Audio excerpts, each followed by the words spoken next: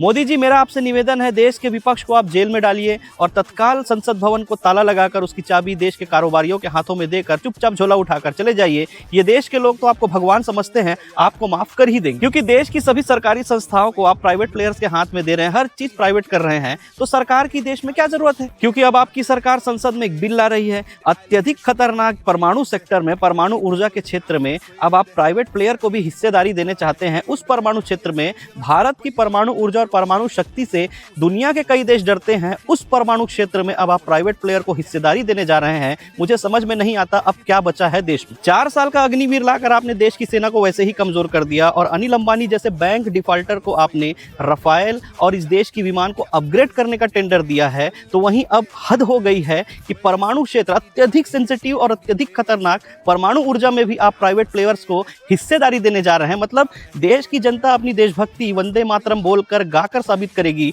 और आप अपनी देशभक्ति, देश की रक्षा को ताक में रखकर, देश की सुरक्षा को ताक में रखकर अपने दोस्त यार प्राइवेट प्लेयर को हजारों करोड़ रुपए कमाकर देने में ही आपकी शायद देशभक्ति साबित हो। अब परमाणु ऊर्जा की इस हिस्सेदारी का टेंडर किसे मिलेगा, किस दोस्त को मिलेगा, ये बताने की आपको जरूरत नहीं। आपने किसानों की जमीन दे दी, जंगल दे दिया, पहाड़ दे दिया, कोयला दे दिया, खनिज दे दिया, बिजली दे दी, एयरपोर्ट दे दिए, एयरलाइंस दे दिए, रेल भेल सेल तेल सब कुछ दे दिया। और तो और अब परमाणु ऊर्जा जैसे सेंसिटिव मैटर में भी आपने प्राइवेट प्लेयर्स की एंट्री करा दी। तो देश में अब बचा क्या? तो अब देश में सरकार की जरूरत क्या? सरकार के लिए अब बचा क्या? कौन सी ऐसी संस्था बची जिसे सरकार चलाएगी? और जनता के लिए क्या बचा? मैं बताऊं जनता के लिए क्या बचा? सिर्फ और सिर्फ टैक्स बचा। आप बेटा जीएसटी दो, लंबा लंबा टैक्स दो और मरो भूखमरी, गरीबी, बेरोजगारी। और तुमको नौकरी मिलेगी नहीं मिलेगी, कितने में मिलेगी, तुम्हारी सैलरी क्या होगी, एक टाइम के खाने में तुमको नौकरी मिलेगी, बस उतना ही मिलेगा।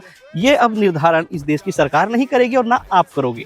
ये अब मोटा भाई जितने प्राइवेट प्लेयर्स हैं ना, ये सब वो तय करेंगे। इसीलिए देश की सुरक्षा की सबसे मजबूत चीज परमाणु सेक्टर में अगर प्राइवेट प्लेयर घुसेंगे तो देश की सुरक्षा मजबूत होगी या देश की सुरक्षा की धज्जियां उड़ेंगी, ये आप कमेंट करके बताएं।